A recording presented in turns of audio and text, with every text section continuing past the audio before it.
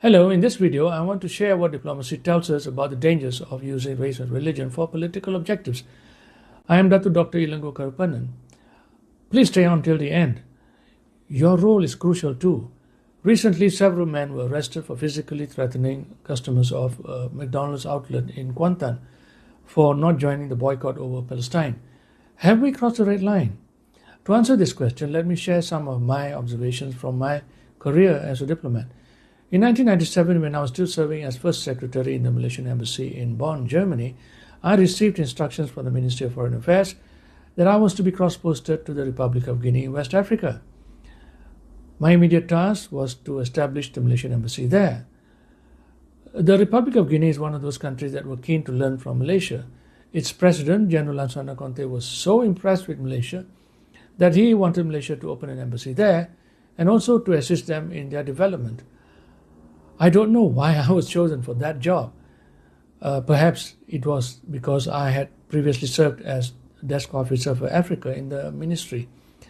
The embassy in Conakry was also to be concurrently accredited to Sierra Leone, Liberia, Guinea-Bissau, and Cote d'Ivoire, all neighboring countries. With the exception of Guinea, the other countries were either in conflict or struggling with political crisis. Having served as desk officer for Africa, I understood the complex problems faced by these countries, but actually living there gave me an insight into another less visible factor. It was identity politics. Politicians and leaders were often whipping up tensions with phrases like us versus them, we need to protect our rights, etc. So depending on who was in power, some communities and regions benefited from government spending while others did not. It also allowed for corruption and outright looting of customs and other revenues. The widening inequality created divisions and led to conflict. So Sierra Leone, Liberia, Guinea-Bissau all collapsed under coup d'etat and civil war. Cote d'Ivoire managed to hang on for a while, but finally it too collapsed in a military coup just as I was about to end my posting in Conakry. Although these conflicts arose from very different sets of problems, politics of race certainly played a role in creating disunity there. This observation is not unique to Africa. It has been repeated in many parts of the world, and often with far worse consequences. Therefore, Francis Fukuyama, a well-known politician, political thinker, warns that identity politics is on the rise around the world.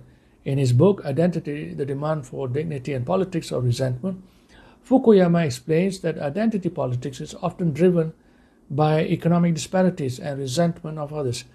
Because identity politics can quickly shape the behavior of communities and politics, he warns that the rise of identity politics is one of the chief threats to electoral democracies. Therefore, I believe that the threats made at the McDonald's should not be taken lightly.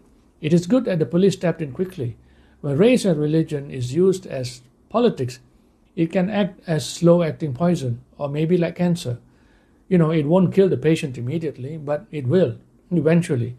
That is also what will happen to states. Because of that, Fukuyama suggests that governments must step in before identity politics get out of hand. I would fully agree with him, but would also advocate an additional step. I would say that all of us, whether we are politicians, academics, experts, or even religious leaders, we should stop justifying boycotts underpinned by religion or racial sentiments as purely consumer economic choices.